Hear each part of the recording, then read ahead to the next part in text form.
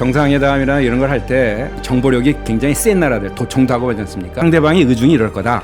그럼 우리는 이렇게 대응한다. 이런 걸 준비하고 가거든요. 아마 젤렌스키가 내부 회의하는 거 어떤 방식으로 나올 거 이걸 다 알고 있었을 거고 약간의 이제 자극적인 말을 하겠다는 추정은 할 수 있습니다. 그 함정을 만들었을 때 그 미끼를 문 사람이 문제 아닙니까? 그러니까 그게 미끼였으면 젤렌스키가 잘못한 거죠. 어차피 미국하고는 광물협정은 그냥 서명이 할 수밖에 없는 거고 어떻게 자기의 정치적인 입지를 공고히 하면서 할 수 있는 길이 뭘까를 생각했을 것이 분명합니다. 외교적인 어떤 굉장한 발등의 문제가 됐고 레버리지는 미국이 훨씬 많지 않습니까? 그러니까 이걸 이제 어느 정도 선에서 이제 봉합을 하느냐가 이제 앞으로 문제일 것 같습니다. 심층 인터뷰 시작합니다. 트럼프 대통령과 젤렌스키 대통령과의 설전 어떻게 보셨어요?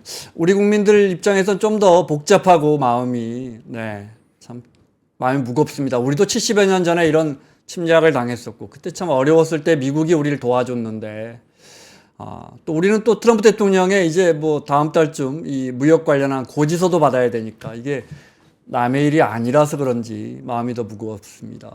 이번 설전을 바라보면서 어떤 글로벌 질서에서 옳고 그름을 따져주는, 정리해주는 질서 유지자로서의 미국의 역할은 진짜 완전히 끝난 거 아니냐 이런 분석까지 나옵니다.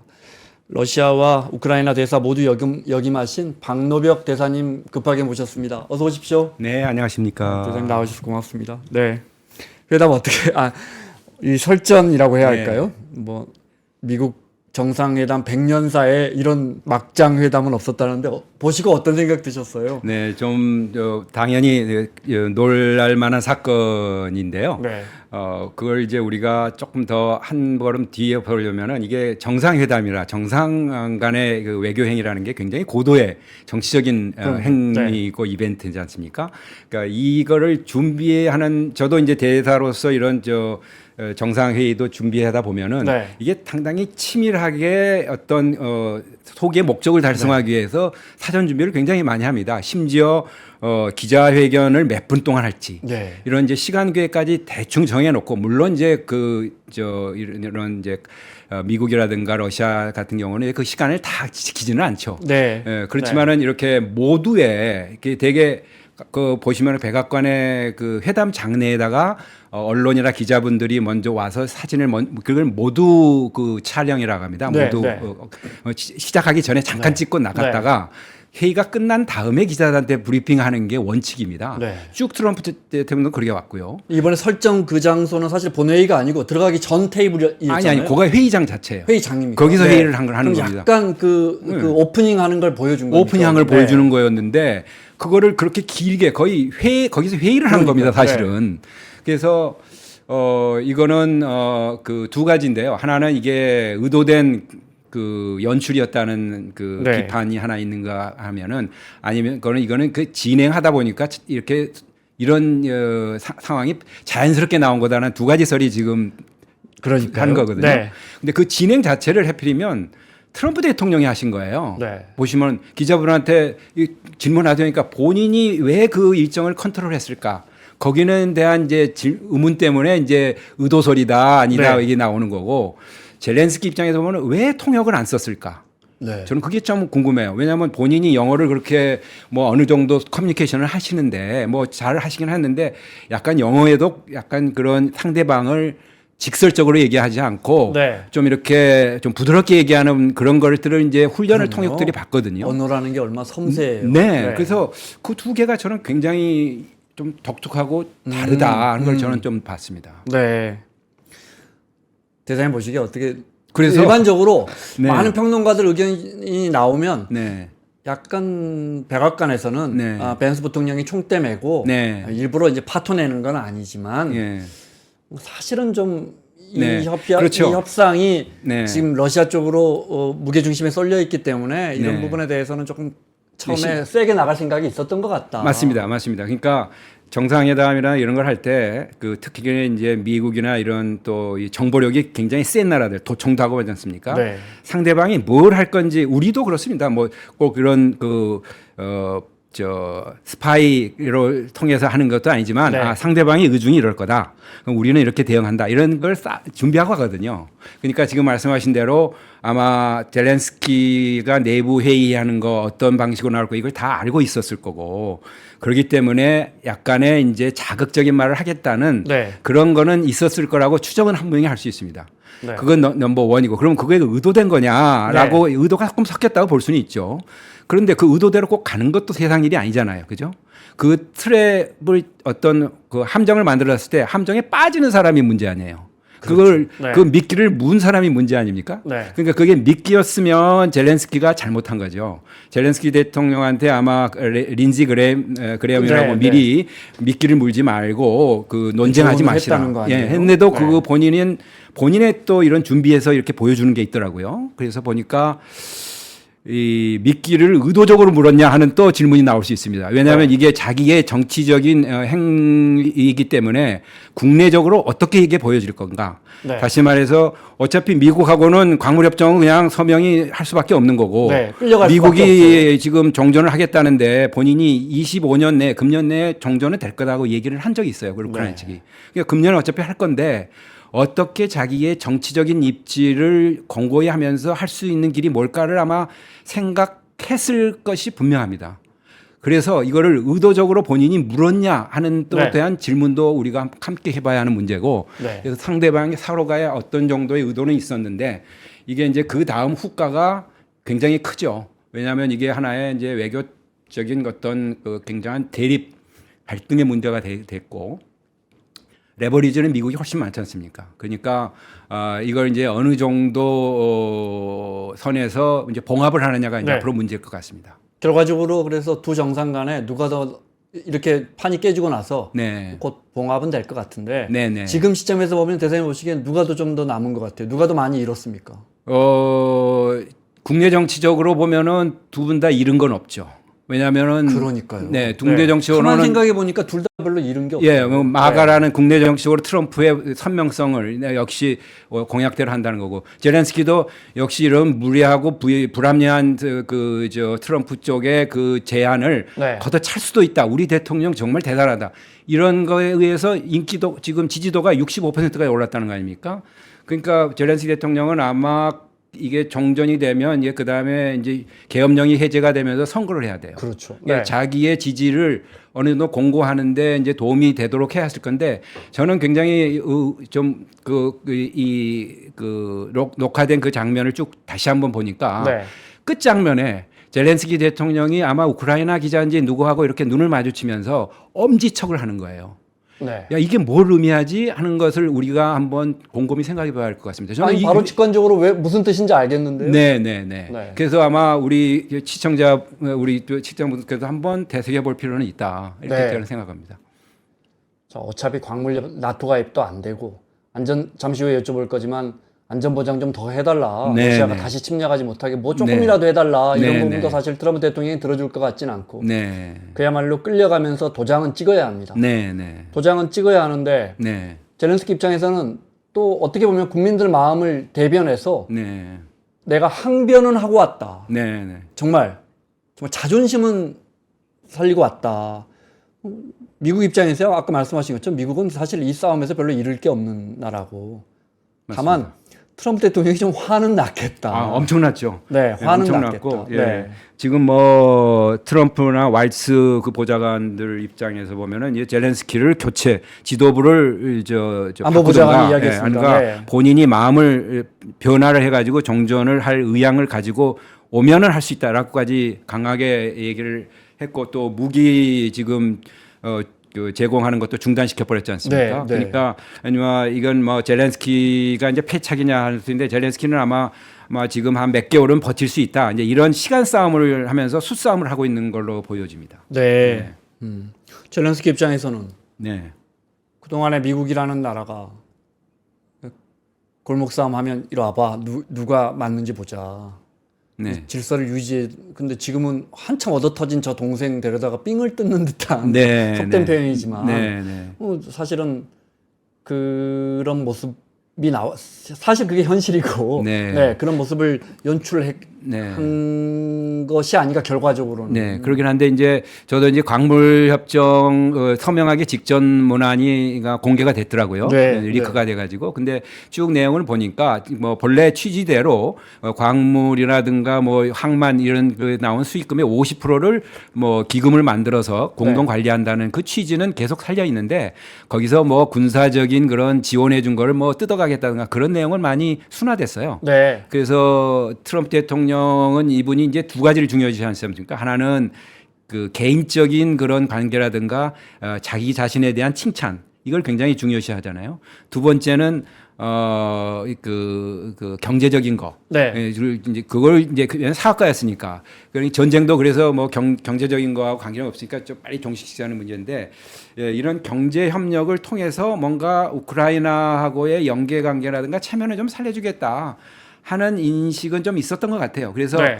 본인은 이제 경제 협력 투자는 안전 보장이다. 이렇게 이제 본인이 그런 포뮬라를 갖고 있던 네. 거라서 이 자체를 뭐 젤렌스키 대통령이 바꿀 수는 없었을 겁니다. 네. 그 말씀은 그러니까 사실 무슨 안전보장 조약이 있는 건 아니지만 네네. 미국이 들어가서 이제 그 히토리나 뭐 리튬이나 광물을 그렇죠. 이제 수년 동안 이렇게 채굴 하면 우리 네. 기업도 들어갈 것이고 네. 미국 기업이 들어가서 그런 경제 활동하면 네. 러시아는 못 쳐들어와라는 네. 건데 네. 우크라이나 입장에서 보면 그렇죠. 뭐 그런 지금 게 어딨냐 싶을 네, 것 같아요. 네, 뭐 하나라도 약속해 달라. 네, 22년 그때도 이 미국 기업인들이 뭐 있었죠. 네. 그러니까 뭐 기업인이 인지 없냐가 이제 중요한 건 아니라는 거고 단지 이제 트럼프 대통령 입장에서는 자기는 이제 공약 때 이걸 다 끝낸다고 했는데 뭔가는 줘야 하는 거거든요. 네, 네. 그 나중에라도 줄 수 있는 이제 뭔가 이렇게 디딤돌 네. 이런 거로 작용했을 가능성이 많습니다. 왜냐하면 거기 분석하는 분들이라든가 얘기를 제가 쭉 들어보고 읽어보니까 이 트럼프의 생각을 좀 우리가 읽어야 하는 부분이 있고 그 다음에 이제 결국은 안전보장이라는 게 유럽이 줘라 네. 하는 거니까 이제 유럽하고 지금 얘기 중이니까 이제 유럽이 어느 정도 거기에 이제 부응을 해야겠죠. 네. 사실은 젤렌스키 입장에서는 트럼프 대통령이 어떤 안전보장에 대해서 분명한 확약을 해주거나 그 두 나라 간의 협상문을 고칠 거라고 기대는 하기는 어렵고 하기는 어려웠을 거예요. 그렇죠. 네. 예, 예. 그렇지만 이렇게 강도 높게 나간 것은 네. 아까 대표님 말씀하신 그런 네, 배경이 네, 조금 예, 작용하지 않았을까. 예, 예. 네. 근데 이제 조금 위험도가 굉장히 고난도죠. 이제 벼랑 끝 전술도 상당한 벼랑 끝 전술인데 그럼요. 그거가 이제 국민들의 앞으로 목숨이 걸린 거 아니에요? 그 국민들이 이제 과연 이제 이걸로 러시아를 충분히 막기 위할 정도로 네. 국민을 단합시켜 가지고 또 본인의 그 명성에 맞게 다시 재선도 되고 뭐 이렇게 가기까지 가려면 또 미국의 또 지원을 다시 회복시켜야 하거든요. 네. 이제 그런 과정을 성공을 했을 때 이 도박이 성공하는 거고, 네. 그렇지 않으면은 이제 낭떠러져 떨어지는 거니까 굉장한 이게 정치적인 승부수를 던진 거다. 네. 이렇게 우리가 지금으로서는 평가해 볼 수 있을 것 같습니다. 젤렌스키 대통령이 워싱턴에 날아 들어온 것 자체는 네. 당연히 두 나라 간의 물밑 들어오는 협상이 다 끝나서 도장을 찍는 거였죠. 그렇습니다. 그렇지 않으면 정상회담은 없는 거죠. 정상회담 그렇습니다. 하기 전에는 항상 다 정리가 네. 되는 되고 난 거고. 다음이니까. 그 왜 미국 주재 우크라이나 대사 여성분이더군요. 네, 네. 그 표정을 네, 보니까 맞습니다. 네, 뭐 거의 뭐 그렇죠. 울상- 그것만 봐도 이게 아닌데 이게 아닌 거라는 뜻은 뭐 약간 설전이 있더라도 결국은 저쪽 들어가서 이제 예. 서로 사인하는 거였는데 예. 그리고 이제 둘이 포옹하고 나오는 거였는데 네, 네. 이건 아니었단 말은 어쨌든 예전과 다른 상황으로 연출됐다. 네, 우리가 네. 그거는 짐작할 수 있을 것 같습니다. 그렇습니다. 그래서 이거를 이제 해석할 때 하나는 굉장히 이게 잘못되고 어려움을 초래한 젤렌스키의 패착 또는 이제 트럼프의 오만함 이렇게 볼 수 있는 측면이 있는데 그거 전혀 없다는 건 아닙니다. 네, 네. 왜냐하면 이걸로 인해서 데미지가 서로 상당히 갔으니까요. 러시아에만 좋은 일이 됐고 네. 다른 한편으로는 이거가 다냐 이거를 뭔가 반전시킬 수 있는 서로의 패가 있다. 그렇기 때문에 이걸 좀 더 앞으로 한두 달은 더 봐야 한다 하는 네. 여지를 가져야 한다 이런 뜻으로 말씀드리는 겁니다. 그 대대님 아까 말씀하신 광물 협상안 네. 그 협약안 이제 최종본을 보면 그러니까 서명 직전까지 갔던 최종본을 보면 네. 우리가 알기로는 트럼프 대통령이 그랬거든요. 1조 달러 정도를 네. 네. 뭐 1조 네. 얼마예요? 네. 1,450조 원. 그러니까 네. 그 나라 광물을 뭐 얼핏 생각하기로는 네. 그냥 씨를 말려버릴 정도였는데 네. 그거 다 가져오는 게 아니고 가져와서 돈 남기면 절반은 너희 줄 테니까 그거 네. 경제 활동에 써 이런 거예요. 네, 그 일종의 그런 거고 뭐 네. 돈을 가져오겠다, 뭐 이득이 남아야 가져오는 거니까요. 네, 네. 그것도 이제 광물이라는 게 이걸 그것도 광물 자체도 시간이 많이 걸리는 겁니다. 아마 트럼프 재임 시에 그게 그러겠죠. 효력이 네. 나올지는 모르겠어요. 그만큼 이제 트럼프 대통령으로서는 국내 그 지지 세력들한테 내가 뭔가 바이든하고는 다르다, 민주당은 다르다 하는 이제 정치적인 그 신호를 보여주기 위한 거지. 네. 실질적으로 거기서 그러한 광물이 캐서 나왔고 네. 그 광물 그 희귀금속이라는 네. 게 그렇게 가치가 많이 나가는 것도 아니래요. 그러니까 실제로 따져서도 이제 앞으로 그 다음은 문제는 다음 문제고 네. 본인으로서는 이렇게까지 새로운 어프로치를 한 거다라는 걸 보여주는 정치적인 제스처라라고 네. 이제 이해를 전형적인 하는 게 보면 전 대통령의 블러핑. 브로핑 형식이다. 1조 달러. 네네. 우리가 GDP가 2조 달러인가? 네 맞습니다. 그게 뭐 1조 달러가 되겠습니까? 네. 예상은 했지만 역시나. 네. 네. 네. 의상 문제는 어떻게 보세요? 의상 문제. 젤렌스키 젤렌스키 대통령이 복장? 네. 정장 입고 나오지 않은 거. 예. 그 뒤에 그 지적한 기자, 네. 사실은 유튜버예요. 예. 그분이 보수 뭐 우익의. 친 트럼프계 네, 부인이 뭐 공화당 의원이라고. 그래서 네.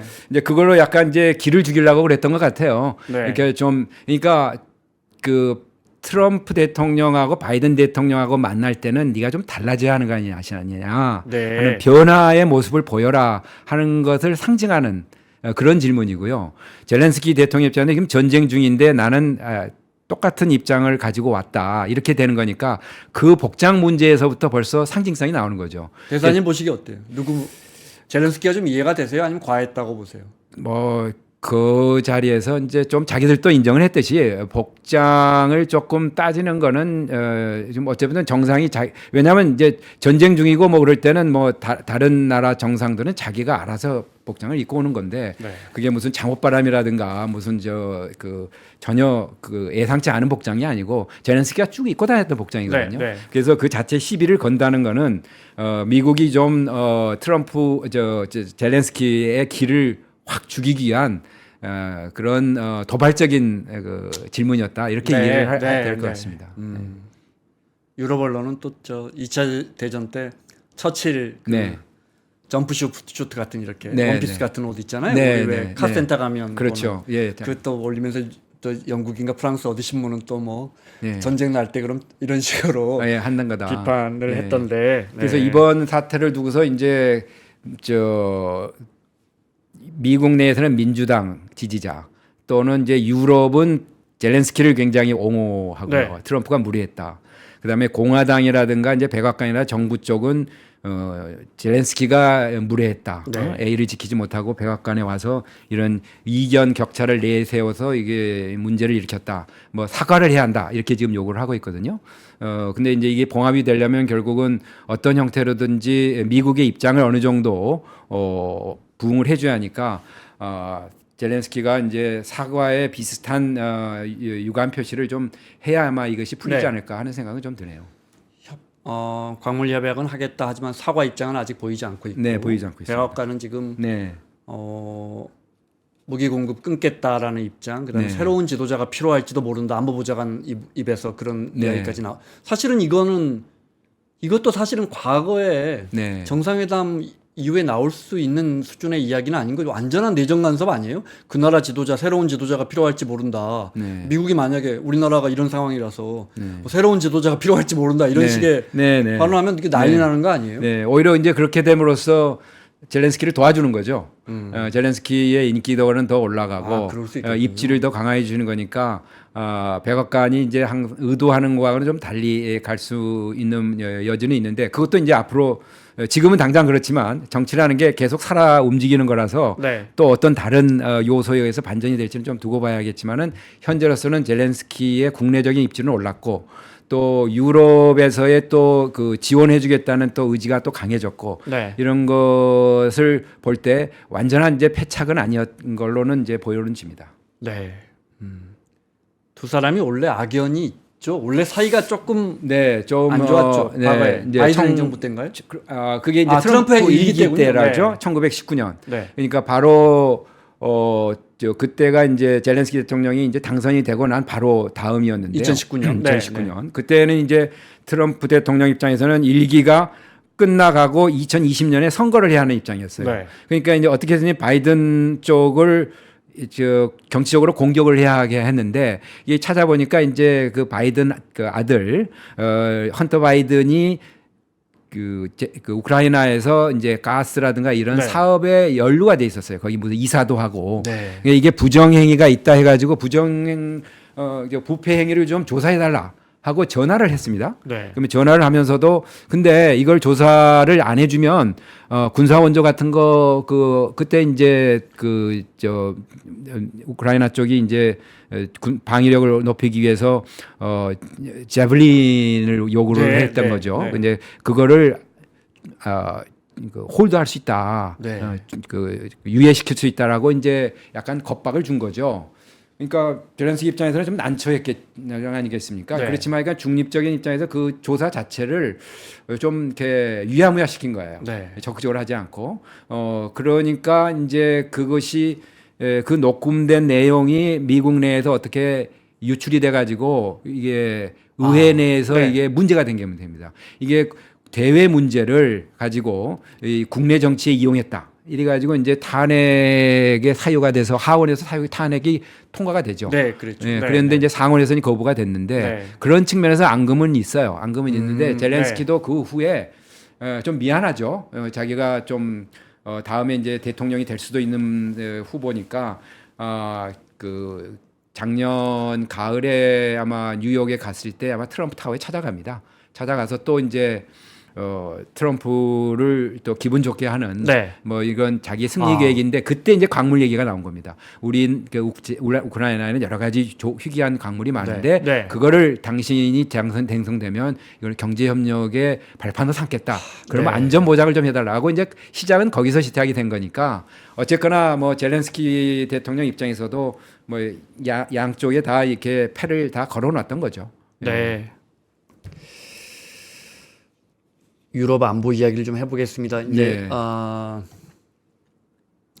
기본적으로 영토의 한 5분의 1을 뺏긴 상태에서 네. 트럼프 대통령 자 이 부분 이 정도에서 스톱하자 이러면 이제 5분의 1은 날아가는 겁니다. 그죠? 네, 뭐 네. 러시아야 과거 영토 또 우리 쪽 주민들을 수복하는 것이다 뭐 이렇게 네. 표현하겠지만요. 네, 네. 여기서 러시아가 더 영토를 확장할 수도 있을 거라고 보십니까? 그렇죠. 우크라이나의 이런 걱정은 상당히 유효한 것입니까? 네, 상당히 뭐라 그럴까 실질적인 거다, 네. 현실적인 거다. 왜냐하면 푸틴 내에 크레므린 내에 이런 여러 가지 주변에 있는 사람들, 그 메드베데프라든가 이런 사람들이 다 우크라이나는 다 우리의 영향력 하에 있는 거다라고 이제 네. 발언도 했을 뿐만 아니고. 러시아가 지금 추구하는 러시아 국가의 지금 그 비전이라든가 이런 거를 좀 더 볼 필요가 있어요. 그러니까 러시아는 그냥 강대국이다 이런 막연한 강대국이 아니고 네. 그 러시아가 이제 문화적인 시빌리제이션 스테이트라는 걸 얘기를 해요. 그러면 우리는 문화 강국이면 이게 소프트 파워니까 이거 상당히 매력적인 거 이렇게 생각하실 수가 있는데 그게 네. 아니고 러시아는 이게 그 강력한 유라시아 독특한 문명을 가진 세계에서 몇 안 되는 중심되는 국가이다. 네. 그 얘기는 뭐냐면은 이 중심권 내 주변에 있는 나라들은 다 밑에 들어오는 거고 그런 나라들만이 주권을 갖고 평등한 나라다. 이제 이런 식으로 그 문명 국가 비전을 갖고 있어요. 네. 그 얘기는 뭐냐면 구소련 지역에 대한 영향력은 우리가 다 가져야 하는 거다. 그런 거고 그렇기 때문에 이 러시아가 지금 유라시아 안보 체제 이런 걸 만들어 가지고 지금 뭐 벨라루스니 뭐 이런 주변국에 대한 것도 이란이니 뭐 이런 것도 포함시키지만 거기에 북한까지 지금 집어넣었거든요.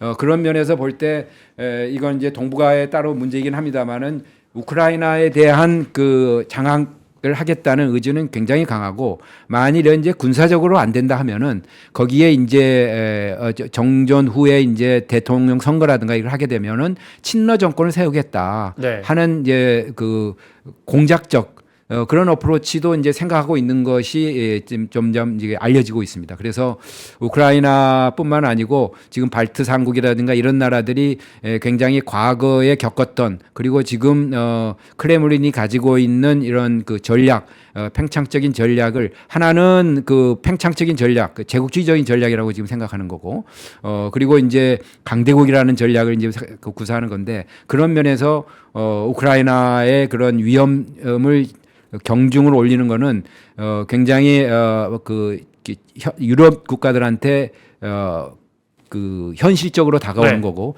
그렇기 때문에 지금 불란서나 독일이나 영국이 트럼프 진영과는 다르게 네. 지금 우크라이나를 지지원해주는 지지하겠다고 나서는 이유 중에 하나라고 보시면 되겠습니다. 그루지아인가요? 네, 조지아, 그루지아죠. 네, 그루지아 뭐 언제 한 20여 년 전쯤 되죠. 그렇습니다. 2008년에 네.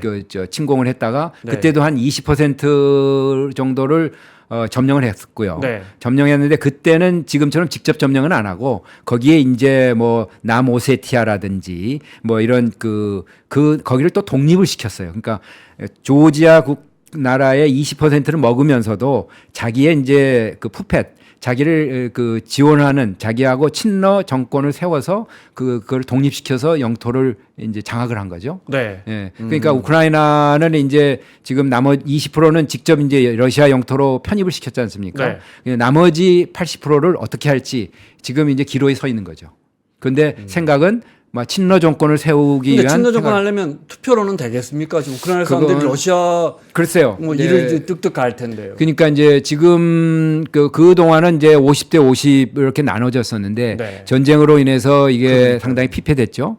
그렇지만은 이제 그 자유민주 체제에서 표라는 건 또 어떻게 바뀔지 모르죠.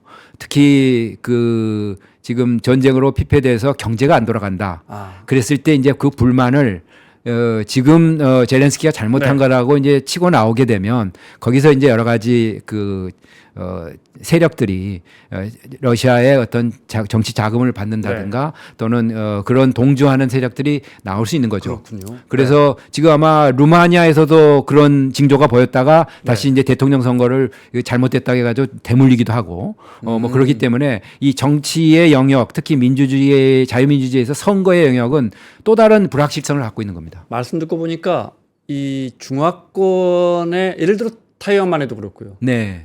그래서 항상 친중 정당이 있고 그렇습니다. 반중 정당이 있고 그렇습니다. 예. 필리핀이든 말레이시아든 네. 저 집권하면 이 사람이 친중이냐 반중이냐 이거 항상 따지듯이 그렇죠. 네. 그 서유럽 그쪽의 사람들도 다 그게 있겠군요. 네, 특히 맞습니다. 과거에 네. 소련에 네. 병합됐던 나라들은 네, 네. 네. 대사님 우크라이나 계실 네. 대사님 먼저 하셨잖아요. 네, 그때가 네. 몇 년이죠? 2008년부터 11년이니까요. 딱 고무렴이래. 네, 그 말이죠. 그때 네. 한참 뭐 50대 50으로 나눠 가지고 네. 그때 이제 친서방적인 정권이 있었다가 그다음에 이제 그 야누코비치라고 네. 친러시아적인 그 동부 지역 출신의 정치인이 그 당선이 돼 가지고 네. 그래서 지금까지 이제 그다음에 이제 여러 가지 사단이 난 거죠. 뭐 네, 네. 마이단 혁명이다. 뭐 네, 네. 그 지금 전쟁의 그 초반전이 시작됐다. 그때부터 이렇게 네. 좀 보여집니다. 네. 그루지아 합병하고 크림반도 합병하고 네, 2014 그루지아 년. 침략하고 네, 2008년 2014년이 14년 이제 한 10여 년 전. 그렇습니다. 네. 네. 그리고 이제 2022년에 네. 우크라이나 침공까지 이어졌단 말이에요. 네, 네. 그러면 러시아의 서진이라고 해야 합니까? 우리 입장에선 서진이고 네, 유럽 네. 사람들 입장에선 동진인가요? 네, 네. 네. 러시아의 서진은 계속된다. 네. 계속 될 수가 있는데 네. 지금 이제 앞으로 이 러시아에 또 문제가 또 많이 있습니다. 지금 이게 당장 이게 뭔가 또 이렇게 도발한다는 그런 뜻이 아니고 지금 이게 러시아의 생각만 가지고 될 수 있는 게 아니라 네. 러시아가 지금 이제 경제적으로 이건 이제 군수 경제, 그 군사 경제로 만들어 버렸거든요. 전쟁 네, 경제로. 그러다 보니까 이게 지금 국방비를 거의 이제 재정에 한 40%를 넣고 뭐 인플레도 나오고 지금 은행의 이자율이 21%예요. 기준금리가요. 기준금리가. 네. 그러니까 은행에서 돈을 빌려서 기업이 활동할 수 없는 상태라는 거죠. 네. 그 정도로 지금 경제가 굉장히 과열된 데다가 이 신용이 좀 위축이 돼 있어서 이 상태로는 가지를 못할 겁니다. 그래서 지금 미국이 관계 개선을 하겠다고 지금 제재도 지금 해제하겠다고 뭐 이런 여러 가지 트럼프의 움직임이 푸틴한테는 정말 하느님이 주신 선물, 네. 굉장히 구원의 밧줄이 내려온 겁니다. 그래서 이제 이런 걸로 이제 전환이 돼서 그 다음에 어느 정도 경제가 복구가 돼야 그 다음에 군비도 다시 보충할 수 있고 이런 거거든요. 네. 근데 이거를 그대로 두면은 아까 말씀대로 팽창이 되는데 이게 이제 유럽의 나토가 유럽을 중심으로 한 국가들이 이거를 막기 위해서 어떻게 움직이냐가 굉장히 중요한 포인트인데 네. 다행히 지금 유럽에서 이제 독일, 영국, 프랑스 이 세 나라가 제일 지금 주도적으로 폴란드를 포함해서 지금 트럼프 대통령이 요구하는 뭐 국방비도 뭐 3% 이상 올리고 그다음에 우크라이나를 지원하고 뭐 여러 가지 지금 나름대로의 대응책을 마련하고 네. 있어요. 그래서 어느 정도 균형이 되지 않을까. 쉽게 그렇게 동진이라든가 뭐 이런 팽창을 하기보다는 한 최소한 5, 6년 동안은 이게 서로의 갈등 속에서 이 균형을 맞추기 위한 어떤 서로의 그 경쟁 네. 이런 게 지금 진행될 것으로 유럽 전선은 예측이 됩니다. 근데 이제 제가 러시아 입장에서 질문을 드리자면 네, 물론 이제 속국들은 네. 사실은 다 이게 우리 땅이었어. 맞습니다. 이게 이제 네. 과거 수천 년간 인류 역사의 그 분쟁의 원인 아닙니까? 네, 그런데 이제 지금 말씀하신 영국은 저 바다 건너에 바다 있고, 있고, 네. 이제 프랑스 있고 이제 네. 가깝게는 독일이 붙어 있는데 네. 이런 나라들까지 이 확장할 가능성은 매우 낮은 거 아니에요? 낮지만 오히려 침략을 당했던 역사, 독일한테 침략을 당했던 혹도 예. 1,000만 명이 죽었던 역사가 있었어요. 그렇죠. 근데 그런데 이렇게 유럽은 바로 유럽도 이제 이렇게 거의 국경이 없이 서로 왔다 갔다 하는 건데요. 네, 이게 이제 한 나라 그 대륙에서 큰 세력이 나면은 그 이제 질주하는 이제 왜냐하면 거긴 거의 평지 스타일이고 네, 그 다음에 이제 그 나폴레옹도 그랬고 히틀러 사회도 그랬고 어떤 지역을 조금씩 이게 확장을 하면은 그게 더 큰 화를 불러일으키는 그런 방향으로 나갑니다. 지금 네. 뮌헨 그 우리가 어피스먼트라고 해가지고 이제 유화 협정을 맺었다 해가지고 1938년에 굉장히 그 독일 히틀러한테 영국하고 불란서가 양보를 했지 않습니까? 네, 네. 그때도 히틀러가 야금야금 막 조금씩- 야금야금 네, 간 네, 거거든요. 네. 그런 형태가 지금 아. 우크라이나에서 벌어지는 거하고 비슷해진다. 그다음에 우크라이나 다음은 이제 폴란드까지는 아니더라도 발트 가고 발트 간 다음에 지금 푸틴 대통령이 2022년 전쟁 직전 21년 12월에 미국에 대해서 제의한 게 뭐냐면요. 97년 나토가 팽창 바로 시작하기 전, 그러니까 헝가리, 폴란드, 체코가 나토 들어가기 전 단계로 네, 돌아가자. 네. 그때 났던 여러 가지 그 이후에 발생했던 나토의 군 인프라라든가 이런 공격용 무기를 전부 걷어달라. 네. 그 뜻은 뭐냐면은 그 옛날 와르샤바 조약 기구에 속했던 나라들, 지금으로 보면 중동구죠. 네. 그 지역은 내 영향권 아니냐 원래는 이렇게까지 요구를 하는 거예요. 그러니까 그러니까 우리 애들은 내가 관할할게. 관할할게. 거기까지 원위치 시켜줘. 원위시켜줘 그런 거죠. 그러면은 이제 바로 전선이 바로 이제 영국, 불란서, 독일 이런 바로 이제 네. 인접하는 거가 됩니다. 네. 그러니까 지금 막지 않으면 나중은 더 큰 골치 아프다 해서 지금 막는 게 훨씬 비용이 덜 든다고 가지고 달려드는 거고요. 네. 그렇기 때문에 지금 질문하신 대로 과거에 그 구소련 공화국이었던가 네. 제일 강화했던 게 이제 조지아, 우크라이나 다음이 발트 삼국이에요. 리투아니아, 라트비아 이런 나라들이죠. 네, 네. 그 나라들이 제일 앞장선 나라이고 그 다음이 이제 말대로 폴란드 뭐 이런 나라들이죠. 네. 그러니까 그런 나라들한테는 이게 그 국방비를 뭐 3%가 아니라 지금 5%까지 올리겠다 지금 난리를 치고 있는 이유가 거기 있습니다. 네. 그 말씀대로 하니까, 그러니까 젤렌스키가 요구했던 것 중에 그 평화유지군이나 나토군이 조금 주둔하는 건 어떠냐. 우리가 네. 나토 가입은 어차피 안 될 거니까. 지금 그건 당장 안 될 안 것 되니까. 같고요. 예. 네, 그건 약간 여지를 보였다가 네. 아마 러시아 쪽에서는 뭐 말도 안 돼 이런 반응이 나왔나 보죠. 대단히 대사님 말씀 듣고 보니까 그러면 러시아는 당연히 그 말도 안 된다고 하겠네. 그렇죠. 그러니까 이제 라브로프 재무장관이 그건 이제 불가하다 그랬는데 네. 그건 모르겠어요. 아무래도 이제 트럼프 대통령 입장에서는 그 정도 약간 말 운은 띄었더니 유럽 군대가 와 있는 건 뭐 푸틴은 뭐 괜찮다고 하던데 이렇게 좀 흐렸거든요. 네. 그러니까 그거는 이제 대통령들 간에 어떤 발언이 어떤 식으로 타협이 될지 네. 트럼프가 아무래도 뭐 지금 제재도 확인하고 뭐 떡을 막 이만화 주면서 유럽 군대 뭐 조금 와 있는 거는 괜찮지 않아 이런 이제 협상의 이제 거래의 등가가 네. 어떻게 되냐에 따라 결정될 것 같고요. 젤렌스키나 유럽 입장에서는 그동안에 아까 말씀한 대로 2008년에 지금 뭐 친러 대통령이 됐다가 뭐 그런 와중에 조지아도 그렇게 된 걸 봤지. 그다음에 2014년에 그렇게 됐지. 그 이후에 민스크 협정이니 뭐 이런 거 다 했는데 다 파기됐지. 뭐 그런 걸 보면서 이거 지금 그대로 지금 해가지고는 준수될 수 없다. 네. 네. 그러니까 여기다가 이제 유럽의 뭐 평화 유지군을 이제 들여보내 달라고 이제 요구를 하는 거고 영국과 불란서도 그건 맞는 것 같다라고 얘기하거든요. 네. 근데 여기에 지금 문제는 뭐냐면 영국은 뭐라고 그러냐면 그렇게 하려면 이게 단순히 군대만 가 있는 게 아니고 이게 전쟁이 안 일어나게 감독을 누가 해줘야 돼요. 그거를 공군력이라든가 위성의 첩보력을 가지고 해줘야 하는데 그걸 좀 미국이 해주라. 네. 그것이 지금 아직 트럼프가 오케이가 사인이 안 난 거예요.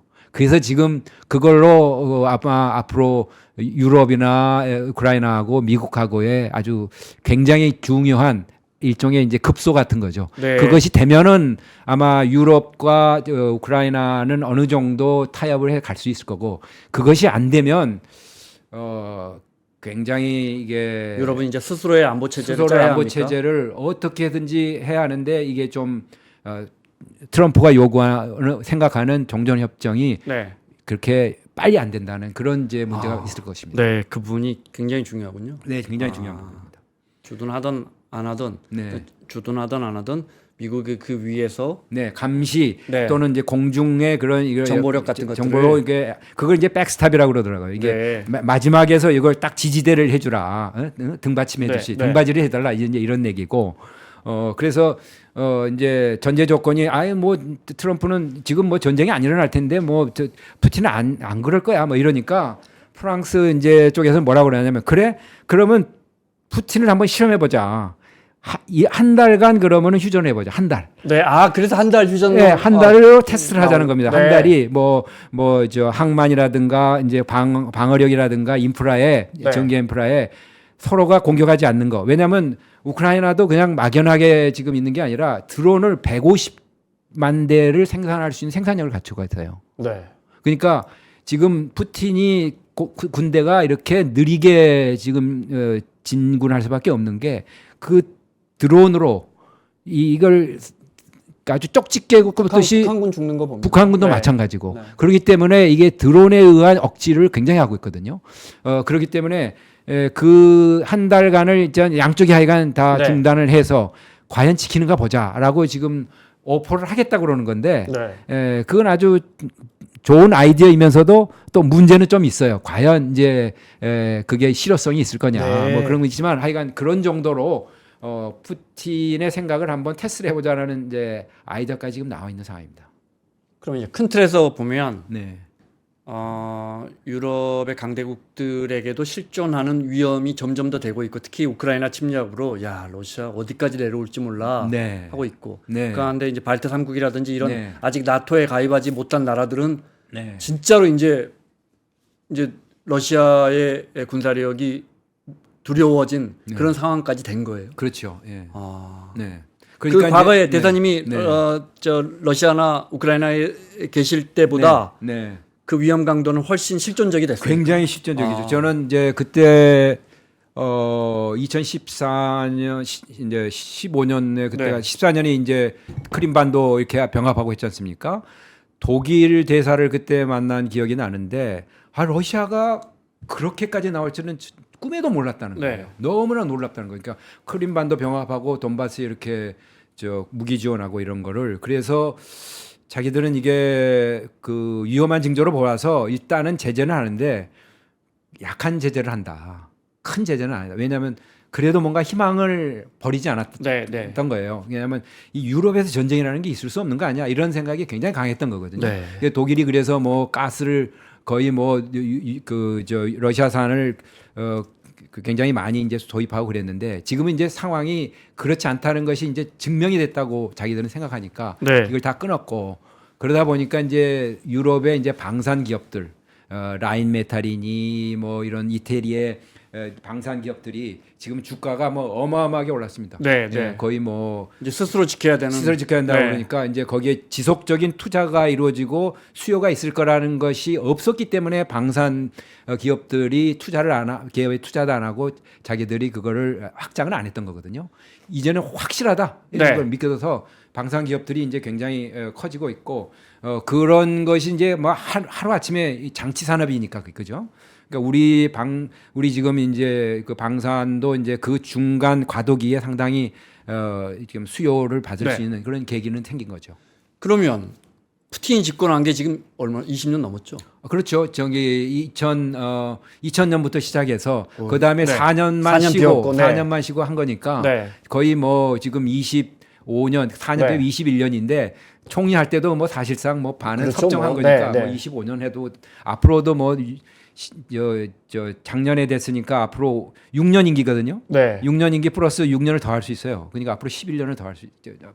사실상 네. 뭐 큰일 없으면 종신이죠. 집권할지 모르겠는데 네. 초기에 네. 푸틴과 네. 지금의 푸틴 점점 네. 왜 자꾸 영향력을 확대하고 서진하려고 하고 영토 확장을 하려고 하고 고토를 회복하려고 하는지 네. 고토라는 표현이 맞나 모르겠습니다. 원래 네. 그게 네.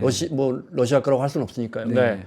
그럼 뭐가 지정학적으로 뭐가 바뀌었는지 네. 뭐 그렇다고 러시아를 압박하는 뭐가 있는지 왜 러시아는 자꾸 남하하려고 합니까? 그게 우리가 좀 더 깊이 봐야 할까요? 네. 어느 나라나 민족주의라는 게 있습니다.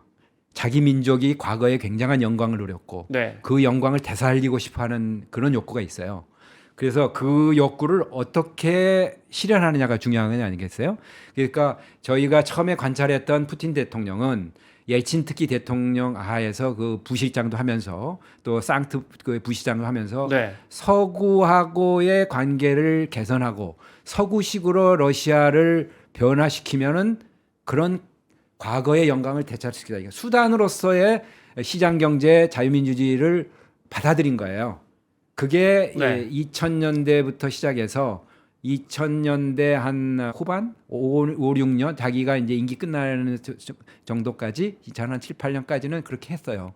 그러면 과정에서 이걸로는 조금 우리가 어느 정도 강대국에 올랐는데 우리식으로 가야겠다고 나서기 시작한 겁니다. 그게 이제 제국주의, 팽창주의로 네, 이제 네. 전환을 된 거거든요. 그래서 자유민주주의에 대한 그 정치적인 그런 이념이라든가 제도를 한 2005, 6년부터는 거부를 합니다.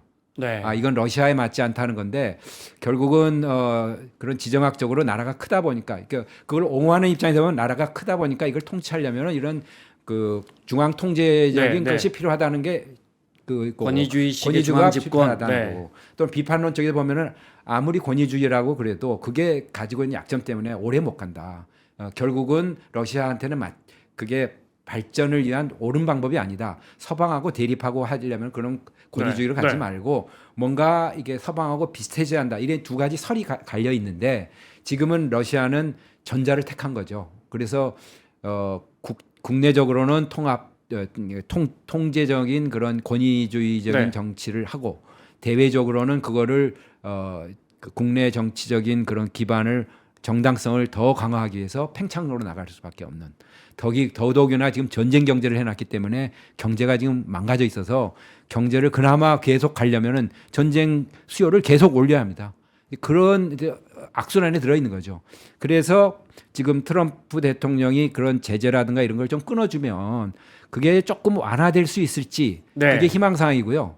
또 하나 비관적인 거는 그럼으로써 힘을 나중에 더 비축을 해서 팽창된 에너지로 쓸 거다. 네, 네. 그래서 결국은 어느 쪽으로 가든지 갈 건데 그러면 이거를 막으려면은 서방이든지 자유민주주의 체제가 이걸 그만큼 또 힘으로 견제를 해줘야죠. 그렇죠. 예. 네. 이제 그런 이제 상호작용이 있는 부분이라서 러시아가 왜 그렇게 그건 좀 피하고 자기 나라 좀 서로 상호 의존하고 네. 교류하면서 살면 좋은 거 아니냐 이제 이런 의식들이 많이 있죠. 그게 100번 맞는 말씀인데 지금 시대는 그게 안 맞는 거예요. 미국도 그걸 부정하고 있어요. 그런 식으로 경제를 지금 운영을 했거든요. 그랬더니 이게 이 국제정치 이론에는 서로 협력하면 윈윈이다 이렇게 하는데 다른 현실주의에는 그 윈윈이 누가 더 많은 이익을 가져가냐 네. 네. 그걸 보자는 거예요. 지금 트럼프가 바로 그거거든요. 네. 그러니까 서로 윈윈 해봤더니 나는 적게 가져가고 나토에 있던 유럽이라든가 뭐 일본, 한국 다 무역 적자를 우리를 만들어 놓고 다 착취했다 이런 식으로 나가지 않습니까? 네. 그래서 이런 윈윈하는 경제 협력의 구도로는 안 되겠다는 게 미국 생각이 지금 강해졌고 그건 뭐 우리도 열심히 한 건데 왜 우리를 탓하느냐 이렇게 얘기할 수 있지만 이 문제는 결국은 중국이 그걸 굉장히 이용을 했다는 것에 대한 반감이 이제 있는 거죠. 그래서 네. 이제 미중 경쟁으로 연결되는 겁니다. 네. 러시아 국민들 마음은 어떻습니까? 네. 제가 예전에 본 TV 프로그램 중에 참 네. 오케스트라인데 저녁 공연을 하면 비싸잖아요. 네, 근데 네. 이게 러시아가 소득이 물론 돈 많은 사람들 많겠지만 네. 그 연습하는 2-3시쯤에 오후에 하는 걸 그 이제 한 아주 저렴하게 뭐 네. 예를 들어 뭐 한 뭐 2달러, 3달러. 네. 그러니까 이제 서민들이 다 와서 머리 빗고 와서 그렇죠. 그 음악을 클래식 네, 근데 네. 그 문화의 수준은 굉장히 깊잖아요. 네. 네. 네. 네. 근데 그걸 보면서 문화는 정말 깊은데 가난한 사람들이 어떤 상황에 처해지는가를 제가 이게 그렇습니다. TV를 통해 본 적이 있었는데 네. 네. 러시아 사람들 생각은 어떻습니까? 우리가 생각할 때는 네. 저렇게 과거의 제국주의 관점에서 저렇게 고립되고 저렇게 네. 권위주의 정부를 네. 지지하지 않고 네. 네. 그 이 문화 대국이 엄청난 역사를 가진 네. 또 자기들만의 종교도 갖고 있고 네. 유럽 한복판으로 들어오면 유럽의 번역 개방하고 우리도 EU로 들어가고 우리도 네.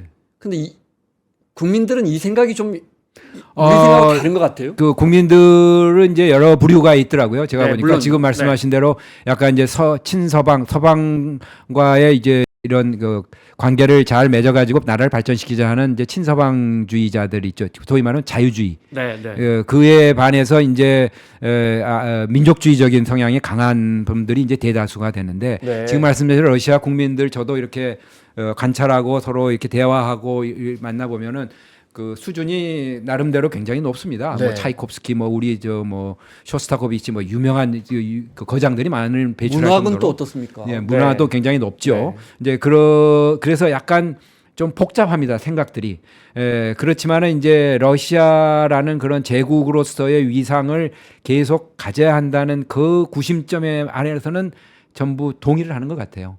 그러니까 그만큼 자기들의 탤런트를 조금 희생하는 거죠. 그 더 많이 실현해서 더 많이 이렇게 발현할 수 있는데 네. 그런 통제적인 그런 정치 체제에 억눌리다 보니까 좀 이제 거기서 이제 또 위대함이 또 나오기도 하고요. 네. 거기에 저항하면서 또 이런 여러 가지 노벨상을 받는 분도 나오고 그러니까 그런 이제 국내적인 그런 압박과 개인적인 재능의 그런 갈등이 좀 많이 우리가 관찰할 수 있고요. 네. 그런 면에서 우리는 지금 국민들한테는 좀 이렇게 서로 따뜻하게 대할 필요는 있는 것 같고요. 특히 그 봉쇄 정책을 말한 캐년이 그랬지 않습니까? 조지 캐년이 이 봉쇄 정책을 하는데 이게 다 따라 막는 건 아니다. 내부에 변화가 있는지를 볼 수 있도록 우리가 하여간 그 젊은이들, 네. 그 국민들에 대한 그 교류는 우리가 계속 관찰하고 그걸 복돋아야 한다. 이런 이제 생각을 했기 때문에 뭐 러시아를 뭐 어떻게 보면은 좀 이렇게 침략도 하고 굉장히 그런 위험한 나라이기는 측면은 없는데 국민에 대한 그런 인식은 우리가 좀 조금이라도 바꿀 수 있으면 대한민국을 굉장히 좋아하는 거를 제가 많이 목도를 했기 때문에 지금은 이제 북한하고의 그런 밀착으로 인해서 우리가 상당히 이제 문제가 많습니다만은 그런 것들을 잘 이제 정부에서 제거를 하고 그 또 우리가 좀 한반도 안정을 위한다는 측면에서 좀 잘 종합적으로 좀 나가야 할 것 같고요. 네. 지금 이 트럼프 밀어간 게 뭐 이런 걸 보면서 뭐 여러 분야에서 이제 동맹국도 뭐 이런 안심할 수 없다 이런 우려들이 좀 많이 나오는 것 같더라고요. 그래서 뭐 국제 정치에서는 뭐 영원한 친구도 없고 그냥 국익만 있다라는 이제 썰이 하나 있는데 그거에 다는 아니고요. 그런 측면도 있지만 동맹이 없이 그냥 싸우는 거하고 네. 동맹을 갖고 싸우는 거하고 어느 것이 낫냐? 동맹을 갖고 싸우는 게 훨씬 낫다. 당연하겠죠. 예, 그건 너무나 당연한 거 아니겠습니까? 그러니까 둘 다 당연한 논리인데 이걸 우리가 한쪽만 바라보고 한쪽으로 치우치는 그런 행보를 좀 안 했으면 좋겠다는 생각이 좀 들고요. 네. 또 두 번째는 지금 이제 강대국 그 중심의 이제 경쟁 시대로 들어가는 거거든요. 트럼프의 세계관이. 그러다 보니까 이게 이제 중국과 러시아, 미국이 이런 큰 나라들 중심으로 이제 움직인다. 뭐 이러다 보니까 야 그러면은 중국의 위협에 과연 대응하는 것이 미국의 전략이니까 뭐 우리한테는 잘해줄 거야 뭐 이렇게 되게 안이하게 생각하는 분들도 있어요. 네, 네. 근데 그건 절대 아니다.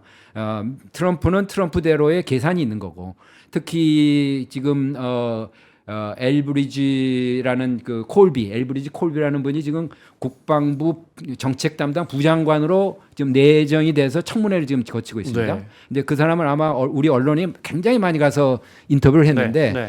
그분이 중요한 게 두 가지예요. 주한미군이 과연 북한이나 중국 위협에 대응해서 있어야 할 필요가 있는지 좀 생각해 봐야 한다. 이런 생각을 갖고 있는 분이고 또 하나는 이제 핵 문제에 관해서 상당히 뭐 서로 조율해서도 뭐 가능성을 좀 비친 사람이긴 한데 후자는 저는 잘 모르겠어요. 이게 이제 본인 생각만 가지고 안 되니까 두 번째 문제에 관해서는 이게 우리가 굉장히 그 일본의 지금 총리가 했던 거를 잘 우리가 보면서 우리는 방위비라든가 우리는 국방비를 올리는 건 물론이고 트럼프의 그런 경제적인 중요성을 강조하는 걸 봐서 우리가 어쨌든 거기야말로 산업력을 우리가 지금 충분히 발동을 해서 그죠? 에너지 뭐 원자력이든지 뭐 선박이든지 뭐 여러 가지가 많지 않습니까?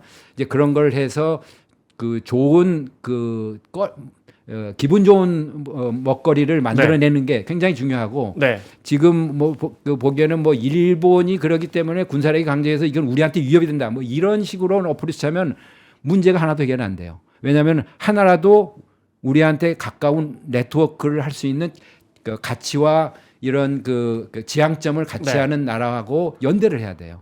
그게 이제 일본이거든요. 일본이 한미일, 한중일 이런 걸 다 엮어놓기 때문에 그런 걸 잘 우리가 활용해야 할 필요가 있다 하는 걸 좀 강조드리고 싶습니다. 과거사만 좀 정확하게 사과하려면 좀 진짜 실천만 한다면 정말 당연히 물론 일본과 과거는 과거사대로 우리가 좀 이렇게 일본과 당연히 우리가 협력해야 되는데 앞으로 미래적인 걸 좀 보면서 첫째는 그러니까 트럼프의 그런 그 전략, 세계 전략이 바뀌고 있다는 거, 그죠? 강대국 중심으로. 두 번째는 그거를 뒷받침해주는 그 콜비라든가 이런 국방부 내에는 우리에 대해서 무임승차하고 있다는 인식이 굉장히 강하다는 거죠. 그래서 거기에 대해서 우리가 충분하게 미리미리 준비 안 하면은 전향적으로 굉장히 어려움이 처할 수 있다. 세 번째는 이게 경제적인 문제에 관련해서는 우리가 좀 더 적극적으로 나서야 하는데 일본은 지금 뭐 1조 달러를 투자하겠다고 그랬어요. 우리는 지금 투자할 여력은 없기 때문에 일본과의 그런 연대를 잘 활용을 해서 우리가 그 레버리지를 좀 만들어가야 한다. 이 세 가지를 저는 좀 강조시키고 싶어요. 네, 알겠습니다. 당장에 뭐 다음 달 초면 반도체하고 자동차 한 25% 고지서가 날아올 것 같은데 이번엔 트럼프 입장에서 보면 근데 왜 우리가 볼 때는 왜 이렇게 러시아 편에 서는 거죠? 러시아 편에 서는 건 이제 지금 좀 걱정스러워하는 게 유럽은 러시아의 영향권, 태평양은 중국의 영향권, 미국은 아메리카, 남미, 중남미 다 합쳐서 캐나다까지 이렇게 세력을 나눠서 그 운영하려는 그런 생각을 갖고 있는 거 아니냐라는 의혹들이 많이 지금 제기되고 있어요. 그래서 이게 이제 트럼프의 생각이긴 한데 이게 과연 얼마나 지속성이 있을 거냐라는 것도 봐야 되는 게 하나가 있고요. 이런 경우에 대비해서 우리가 유럽은 유럽대로 지금 대응하잖아요. 그죠? 자기들끼리 똘똘 뭉쳐서 유럽의 독자 목소리 지금 내고 있어요. 그러고 이제 아시아는 지금 중국 때문에 지금 우리가 좀 괜찮을 거라고 이게 안이하게 생각하면 안 된다는 이유가 이제 그런 이유거든요. 그래서 일본, 호주, 뭐 뉴질랜드 이렇게 해서 딱 결집을 해가지고 네. 미국이 이게 세력 균형의 논리거든요. 거기에 대해서 뭔가 협력도 하고 제휴할 수 있는 그런 레버리지를 가져야 한다 이렇게 거고요. 그런 면에서 우리가 어떻게 대응할 거냐는 게 첫째고, 두 번째는 이게 지속성 문제인데, 지속성 문제에 대해서 러시아에 대한 우호적인 감정을 국민들이 과연 갖고 있느냐, 미국 국민들이. 네. 그걸 여론조사를 쭉 해보면은 한 푸틴에 대해서는 뭐 한 83%가 아주 굉장히 적대적으로 생각하고 있어요. 네. 네. 그리고 러시아에 대해서도 한 73%가 비우호적이나 적대국으로 보고 있고, 네. 우호적이라고 하면 한 17%예요. 그렇기 때문에 지금 트럼프 대통령이 지금 아마 지금 러시아를 이렇게 가깝게 하려고 하는 거는 두 가지인데, 이게 그 러시아 때문에 자기가 굉장히 민주당 쪽으로부터 핍박을 받았다. 네. 이게 사실 이게 마녀사당 비슷하게 관계도 없는 건데. 그때 무슨 뭐 지금. 간첩설 나오고 그랬잖아요. 뭐 공모설이었는데 공모는 안 했다는 거거든요. 네. 러시아가 알아서 도와줬지. 그래서 러시아에 대한 이걸 좀 풀어주면 러시아하고 중국하고가 뭔가 이완이 될 거다라는 기대감이 있다는 거죠. 마치 닉슨 대통령이 네. 키신저하고 같이 했던 그 중국하고 이렇게 수교를 해가지고 중로 관계를 띄어놨다고 착각을 하잖아요. 그 네. 당시에 이미 러시아하고 당시 소련은 굉장히 사이가 나빴어요. 그때도 사실 지금도 별로 좋지는 않잖아요. 지금은 달라졌어요. 네. 내면적으로는 안 좋습니다. 네. 역사적으로. 그렇지만은 지난 한 12년 동안, 그러니까 그러니까 푸틴의 당선 한 12년 하고 시진핑이 2013년 당선됐지 않습니까? 네. 네. 그때부터 막 굉장한 외교, 경제, 군사가 너무너무 유대가 가까워져 가지고 이게 쉽게 떨어지지 않을 거다 하는 문제가 있어요. 네. 그래서 트럼프의 전략이 과연 유효할 거냐, 국내적으로 국민들이 지지할 거냐라는 그런 지속성의 문제가 있기 때문에, 이거는 어쨌든 지금 당장에 나오는 문제들, 그러니까 우리가 연대를 해서 트럼프의 그런 전략에 어느 정도 적절히 대응하는 건 당연히 시급하게 필요한 거고, 네. 거기에 지속성이 있을 거는 한번 조금 잘 관찰해 봐야 한다. 그런 차원이지. 네, 네. 장래가 그렇기 때문에 지금 손 놔도 된다. 이런 네. 뜻은 아니고요. 네. 그래서 앞으로 이제 2년 후면은 이제 중간 선거가 있기 때문에 그때 이제 미국 의회의 하원의 이제 분포가 어떻게 되냐에 따라서 약간 이제 변동성이 있는 또 그런 그 요인을 갖고 있어서, 트럼프 대통령이 지금 제재도 완화하고 네. 러시아하고 이게 조금 뭔가 긴장을 풀고 이런 것들은 뭐 어쨌든 나름대로 전략은 있어서 하는 겁니다. 근데 우리로서는 나쁘지는 않아요, 사실. 우리야 뭐 예. 사실 도의적으로 해야 이제 전쟁의 침략자니까 그렇지만 네. 우리야 빨리 저 제재 풀리고 가야 우리도 현대차도 근데 이제 아까 들어가고 말씀드린 뭐 대로 삼성도 이제 들어가고. 그 러시아의 그런 또 사고 치면 네. 어떡하냐. 그것 때문에 이제 기업들이 뭐 또 이렇게 리스크를 안 하잖아요. 그러니까 그렇지 않은 뭐 중소기업들 네. 이런 부분들은 굉장히 많이 활동을 하고 있는 걸로 알고 있어요. 근데 대기업은 좀 신중하게 생각을 할 거고, 네. 그렇게 하려면은 또 우리가 어떤 걸 또 생각해야 하냐면, 지금 유럽을 생각하지 않을 수 없잖아요. 네. 그래서 유럽은 지금 우크라이나를 지원하면서 거의 맞겠다고 그러는데, 우리가 또 유럽 시장을 생각할 수 없잖아요. 그렇군요. 그러니까 네. 우리가 과연 우크라이나에 대한 지원과 거기에 대해서 유럽의 보조를 맞춰줘야 하는 부분도 있어요. 그렇게 해서 우리가 어느 정도 우리가 한쪽으로만 패를 쏠렸다가 네. 또 여기서 사고 나면 그 다음에 갈 때 좀 멋쩍지 않습니까? 그래서 이래저래 우리가 좀 다면적으로 좀 생각해봐야 할 시기가 점점 다가오고 있는 것 같습니다. 시간 때문에 마지막 질문 드려야겠습니다. 미국은 나토를 네. 트럼프 대통령이 뭐 나토에 대해서 큰 관심 없는 건 우리가 다 알고 있는 사실인데 네. 이번에도 젤렌스키하고 설전하는 과정에서도 왜 젤렌스키가 왜 러시아가 언젠가 너희한테도 위협이 될 수 있을 거야 그랬더니 벤슨 거예요. 트럼프 대통령이 네. 그건 너가 그 얘기할 처지는 아니고 뭐 이런 식으로 얘기했던 것 같은데, 예. 나토를 탈퇴할 수도 있다고 보십니까? 조만간 그 발표 나온다는 말도 있어요. 제가 현재까지 볼 때는 그렇기는 굉장히 어려울 것 같아요. 네. 왜냐하면 첫째는 스타머가 지난번에 갔지 않습니까? 네, 그 목요일 날 그랬을 때 스타머가 이제 나중에 나온 얘기가, 그러면은 나토에서 제일 지금 중요한 게 5조예요. 그 침략을 받았을 때 이제 자동 개입 지원해 주는 거. 네. 자동 개입은 아니고 그냥 지원해 주는 건데, 그걸 계속 유지하실 겁니까? 그러니까 본인이 한다고 그랬다는 거죠. 그랬고 그다음에 지금 as of today, 오늘 현재까지 트럼프가 요구하는 거는 뭐냐면은 유럽이 무임승차하지 마라. 너희들은 아까 말한 대로 흑자는 다 내면서 네. 미국에 대해서 너희들이 당장 위협한다는 러시아에 대해서는 국방비를 하나도 보장 안 하고 우리 돈을 갖다 쓰느냐 이 논리거든요. 네. 그러니까 지금 유럽이 그걸 한참 높이겠다 하면 거기에 대한 지금 그 공격 포인트는 줄어드는 거예요. 다만 세 번째로 중요한 포인트는 뭐냐면 이게 국내 정치 문제예요. 미국이 지금 보수와 진보 이렇게 나눠져 있잖아요. 자유민주적인 쪽하고 약간의 이제 보수 또는 이런 그 가치 면에서 갈려 있단 네. 말이에요. 그런 면에서 유럽이 이런 이민 문제라든가 동성연애 문제라든가 동성 결혼이죠. 이런 여러 가지 그 보수적인 가치하고는 조금 뭔가 동떨어진 형태로 지금 운영이 되고 있어요. 그래서 존 볼튼 같은 분이 이렇게 얘기했다고요. 유럽을 볼 때 정치적으로 위협이 되는 건 유럽 연합이지 나토가 아니다. 이걸 분리해서 생각해라. 나토는 안보에 대한 문제고 네. 여기서 떨어지면 유럽은 결국은 중국으로 간다는 거죠.